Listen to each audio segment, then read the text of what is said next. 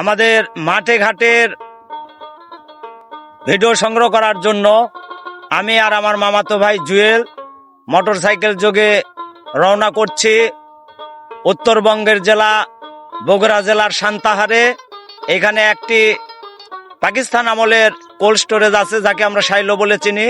সেই শাইলো রীতিকথা, এই শাইলো নিয়ে একটি ভিডিও করব, আপনারা দেখতে থাকুন। আজকে আমি উপস্থিত হয়েছি উত্তরবঙ্গের জেলা কৃষি প্রধান বগুড়ার সান্তাহারে।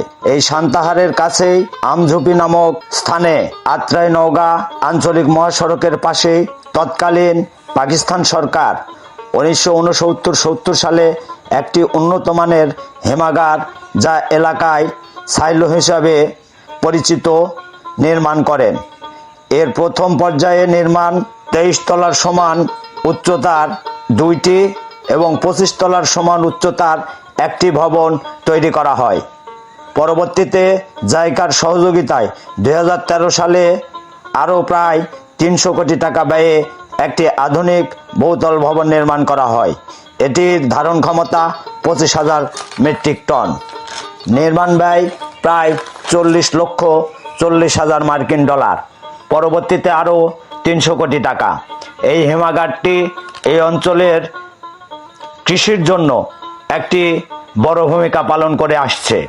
এই হিমাগারে রক্ষিত বীজ হতে 100 বছর পরেও নাকি ফসল উৎপাদন সম্ভব, এটি এলাকার লোকের মুখে মুখে।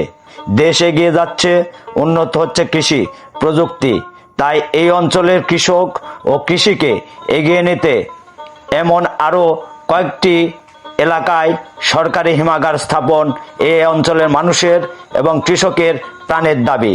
তাই সংশ্লিষ্ট কর্তৃপক্ষ এবং প্রশাসনের কাছে আমি জোর দাবি জানাচ্ছি, এই এলাকার কৃষি ও কৃষকের রক্ষায় এমন আরও কয়েকটি হিমাগার স্থাপন করুক অতি দ্রুতই।